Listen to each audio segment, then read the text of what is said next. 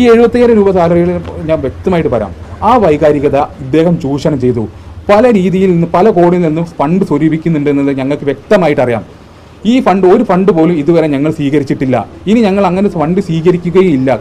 ഇത്രയൊക്കെ സഹായങ്ങൾ ചെയ്ത മനാഫിനെതിരെ ഇങ്ങനെ പറയാനായിട്ട് എങ്ങനെ സാധിക്കുന്നു ഈ കുടുംബത്തിന്? നന്ദി കെട്ട കുടുംബം എന്നൊക്കെയാണ് ഇപ്പൊ ഈ നമ്മുടെ അർജുന്റെ ഫാമിലിനെ പറ്റിയിട്ട് എല്ലാവരും പൊതുവെ കമന്റ് ബോക്സുകളിലാണെങ്കിലും എല്ലാം പറഞ്ഞുകൊണ്ടിരിക്കുന്നത്. അപ്പൊ ഈ ഒരു വിഷയം നമ്മൾ നോക്കുകയാണെങ്കിൽ കഴിഞ്ഞ ദിവസം നമ്മുടെ അർജുന്റെ ബ്രദർ വന്നിട്ട് ഇങ്ങനെ കുറച്ച് കാര്യങ്ങൾ മനാഫിനെ പറ്റി പറഞ്ഞിരുന്നു. അതായത് മനാഫ് ഇങ്ങനെ ന്യൂസിനോട് വന്നിട്ട് പറഞ്ഞ പല കാര്യങ്ങളിനകത്തും അത് കാരണം അവർക്ക് സൈബർ ബുള്ളിയും കാര്യങ്ങളൊക്കെ കിട്ടുന്നുണ്ടെന്നുള്ള ഒരു സംഭവം പറഞ്ഞിട്ടുണ്ടായി. ഇപ്പൊ അർജുന്റെ ഫാമിലി അടക്കം ഇങ്ങനെ വന്നിട്ട് പ്രസ് മീറ്റിനകത്ത് മനാഫിനെ പറ്റി വേറെയും കുറെ ആരോപണങ്ങൾ പറഞ്ഞിട്ടുണ്ട്. അപ്പൊ നമുക്കതൊന്ന് കേട്ടു. മുഖ്യമായിട്ടൊരു ഘടകമുണ്ട് ഇതിൽ. മുഖ്യധാര മാധ്യമങ്ങളിൽ കൂടെയാണെങ്കിലും യൂട്യൂബിലൂടെയാണ് നടന്നു പോകുന്ന സംഭവം. അർജുന് 75,000 രൂപ സാലറി ഉണ്ട്. ആ 75,000 രൂപ സാലറി കിട്ടിയിട്ട് പോലും അവന് ജീവിക്കാൻ പറ്റുന്നില്ല. അതിൻ്റെ അടിയിൽ അതൊരു ശരിയായ കാര്യമല്ല, അതൊരു തെറ്റായ കാര്യമാണ്. അത് ആ വ്യക്തി പൊതുസമൂഹത്തിന് മുന്നിൽ പറഞ്ഞുകൊണ്ടിരിക്കുന്നത്. 75,000 രൂപ ഇന്നേ വരെ ഒരു മാസം അവന് കിട്ടിയതായിട്ട് അറിവില്ലാന്ന് ഞങ്ങൾക്ക് എല്ലാവർക്കും അറിയാം. കൃഷ്ണപ്രിയ അറിയാം, അച്ഛനാണെങ്കിലും അമ്മയ്ക്കാണെങ്കിലും എല്ലാവർക്കും ആ കാര്യം അറിയാം. ഇതിൻ്റെ പേരിൽ ഞങ്ങൾ നേരിട്ട് അതിൻ്റെ അടിയിലുള്ള രൂക്ഷമായിട്ടില്ല, കേട്ടാൽ അറയ്ക്കുന്ന രീതിയിലുള്ള കമൻറ്റുകളാണ് അതിൽ ആൾക്കാർ നടത്തിക്കൊണ്ടിരിക്കുന്നത്. അർജുൻ്റെ പൈസ എടുത്ത് തിന്ന് ജീവിക്കുന്ന സഹോദരിമാർ, അല്ലെങ്കിൽ അനിയൻ, സഹോദരൻ, പിന്നെ അർജുൻ മരിച്ചത് നന്നായി, ഈ രീതിയിലുള്ള ആൾക്കാരുടെ കൂടെ നിൽക്കുന്നതിനേക്കാൾ അർജുൻ മരിക്കുന്നതാണ് നല്ലതെന്ന് അത്രയും രൂക്ഷമായിട്ട് ഞങ്ങളെ മനസ്സെല്ലാം തകർത്ത് തരിപ്പണമാക്കി. ഓക്കെ, അപ്പൊ ഇവർ ആദ്യം തന്നെ പറയണമെന്ന് പറഞ്ഞാൽ 70,000 രൂപയുടെ കേസാണ് പറയുന്നത്. കഴിഞ്ഞ ദിവസം ബ്രദർ വന്നിട്ട് പറഞ്ഞ അതേ കാര്യം തന്നെയാണ് ഈ പുള്ളി പറയുന്നത്. അപ്പൊ ഈ പുള്ളി പറയുന്ന ഈ ഒരു ഇതുണ്ടല്ല, അതായത് 70,000 രൂപ ഇപ്പൊ അർജുന് കിട്ടി എന്നുള്ള രീതിക്ക് മനാഫ് അങ്ങനെ പറഞ്ഞിട്ടുണ്ട്. ആ പറഞ്ഞത് നമുക്ക് ആദ്യം ആ പറഞ്ഞതും കൂടെ കേട്ടു നോക്കാം. പക്ഷെ ഇപ്പൊ ഒരു 70,000 രൂപയൊക്കെ ശമ്പളം കിട്ടാന്ന് പറഞ്ഞാൽ അത് പോസിബിൾ ആണോ എന്ന് എനിക്കൊരു സംശയമുണ്ട്. കാര്യം ഇപ്പൊ നോർമലി ഇപ്പൊ ഒരു ട്രക്ക് ഡ്രൈവർക്ക് അത്രയും കിട്ടുന്നുണ്ടോ, അങ്ങനെ കിട്ടുമോ എന്ന് എനിക്കൊരു സംശയം തോന്നിയൊരു കാര്യമാണ്. ഇപ്പൊ നമുക്ക് മനാഫ് പറഞ്ഞതും കൂടെ കേട്ടിട്ട് നമുക്ക് അതിനെ എന്റെ റിപ്ലൈ പറയാം. 75,000 രൂപയാണ് അവന്റെ ശമ്പളം, ഏറ്റവും ചെറിയ ശമ്പളം, അതായത് കുറഞ്ഞത്. കാരണം അധ്വാനിച്ചുണ്ടാക്കണ കമ്മീഷൻ ബേസും ഒക്കെ ആണ്. അപ്പൊ അതില് ഓന് ആ 75,000 പോലും ഓന് തികയില്ല മാസാവസാനം. എല്ലാ പ്രാവശ്യം ഇത്രയും ശമ്പളം വാങ്ങുമ്പോഴും ഓന്റെ പ്രാരാബ്ദവും പ്രശ്നങ്ങളും, കാരണം ഫീസ് അടിക്കാനുണ്ടാവും, അനിയത്തിന്റെ ഫീസ് അടിക്കാനുണ്ടാവും, അനിയന്റെ ഫീസ് അടിക്കാനുണ്ടാവും, വീട്ടിലെ ചെലവ്, കറണ്ട്, അത് മക്കള്, എൻ്റെ കുട്ടിക്ക് സുഖമില്ലാതാവും, ഓന്റെ മോൻക്ക് സുഖമില്ലാതാവും. ഇങ്ങനെ അവസാനം എല്ലാം തീരും. അപ്പൊ എന്ന് പറഞ്ഞു കഴിഞ്ഞാല് ഒരു സുപ്രഭാതത്തിൽ നിൽക്കാൻ പോവാണല്ലോ. അവന്റെ വരുമാനം, അനിയത്തിന്റെ കല്യാണം, ഇതൊക്കെ കൂടി ഓന് ആലോചിക്കണ്ടാവില്ല. ഞാൻ അങ്ങനെ നീണ്ട് ആലോചിച്ചു പോണ ആളാ. പിന്നെ ഒരു സംശയത്തിൽ ഇങ്ങനെ ജീവിച്ചു പോവേണ്ടി വരുമല്ലോ. എന്ത് പറ്റി എന്ന് പറഞ്ഞിട്ട് എന്ത് പറ്റാൻ ആ പറ്റിയ സ്ഥലത്തുണ്ടാവും കാര്യങ്ങള്.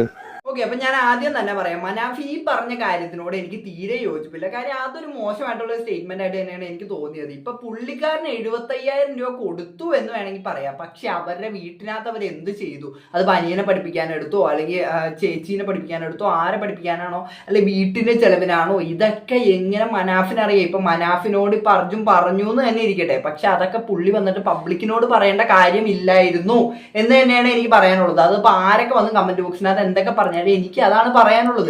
കാര്യം ഇപ്പോൾ ഒരാളുടെ വീട്ടിനകത്ത് നടക്കുന്ന കാര്യങ്ങൾ അവരുടെ പ്രൈവറ്റ് ആയിട്ടുള്ള കാര്യങ്ങളാണ്. അവരുടെ എത്ര രൂപ കിട്ടുന്നു, അതായത് ഇപ്പൊ പലരും അവരുടെ സാലറി പുറത്തു പറയാൻ മടിക്കുന്നത് അതാണ്. അത് അവരുടെ പ്രൈവറ്റ് ആയിട്ടുള്ള കാര്യങ്ങളാണ്. അത് പബ്ലിക്കിനോട് പറയാനായിട്ട് അവർക്ക് താല്പര്യം ഉണ്ടാവില്ല. ഇപ്പൊ അവരുടെ വീട്ടിനകത്ത് ഇങ്ങനെ ചെലവുകളുണ്ട്, അതൊക്കെ മനാഫ് ആരാണ് അത് വന്ന് പബ്ലിക്കിനോട് പറയാൻ? അപ്പൊ ആ ഒരു കാര്യത്തിനോട് ഞാൻ മനാഫിനോട് യോജിക്കുന്നില്ല.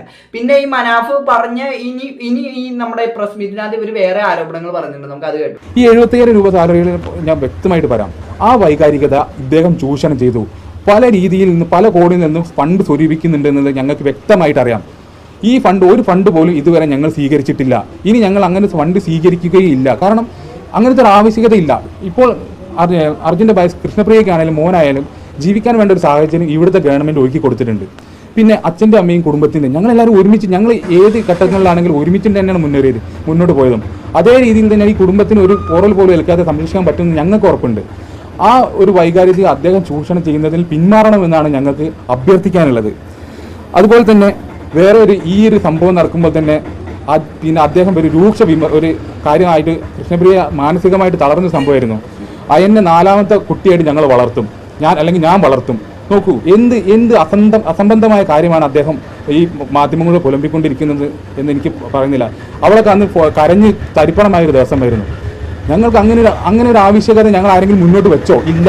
അർജുൻ്റെയും ഈ കുടുംബത്തെയും ഫാമിലിയെയും മുന്നോട്ട് കൊണ്ടുപോകാൻ ഞങ്ങൾക്ക് തീർച്ചയായിട്ടും അതിനുള്ള പാർട്ടിയുണ്ട്.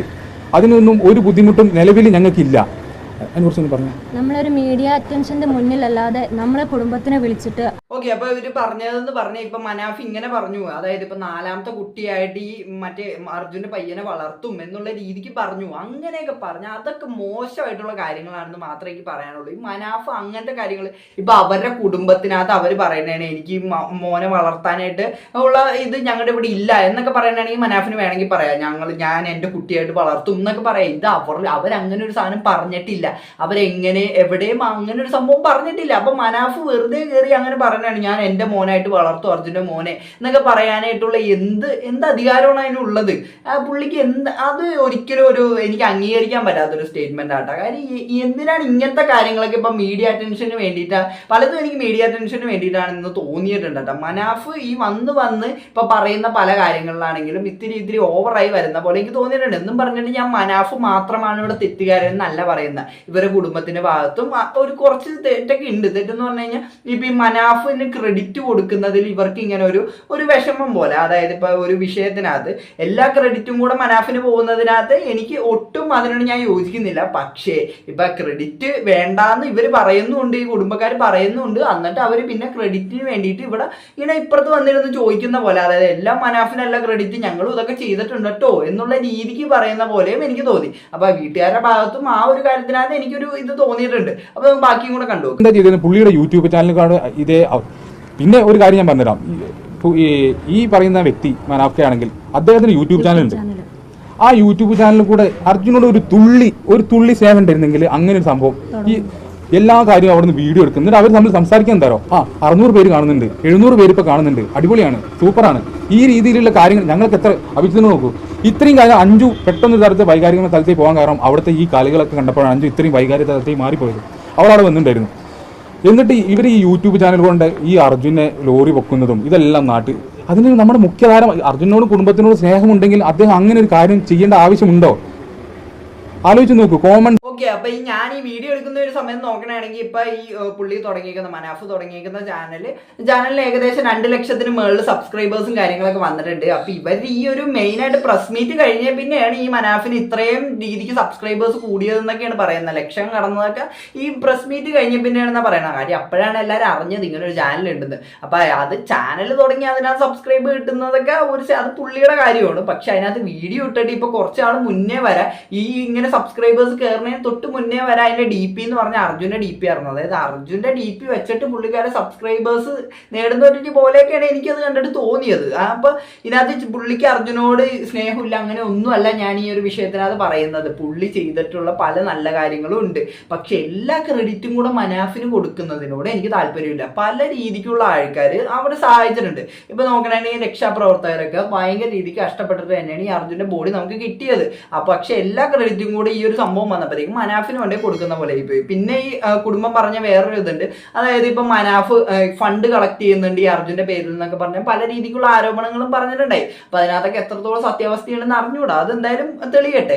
പിന്നെ അതേപോലെ തന്നെ ഇപ്പൊ ഇവർ പറഞ്ഞ വേറൊരു കേസാണ് ഈ യൂട്യൂബ് ചാനലിന്റെ കേസിനോട് എനിക്ക് അങ്ങനെ കാര്യം ആ പുള്ളീനെ ഇഷ്ടപ്പെട്ടിട്ട് പുള്ളീനെ സബ്സ്ക്രൈബ് ചെയ്യുന്നവരെ നമുക്ക് ഒരിക്കലും ഒന്നും പറയാൻ പറ്റില്ല. അപ്പൊ എന്താണ് ഇതൊക്കെ നിങ്ങൾക്ക് പറയാനുള്ളത്? എനിക്ക് ഇതിനകത്ത് 2 പേരുടെ ഭാഗത്തും തെറ്റുള്ളതായിട്ടാണ് തോന്നിയിരിക്കുന്നത്. അപ്പൊ നിങ്ങൾക്ക് എന്താണ് പറയാനുള്ളത്? ഈ വീഡിയോയുടെ കണ്ടിട്ട് വീഡിയോ ഇഷ്ടപ്പെട്ടാൽ മാത്രമല്ല സബ്സ്ക്രൈബ് ചെയ്യാം. എല്ലാവർക്കും അടുത്തൊരു വീഡിയോ കാണുന്നതായിരിക്കും.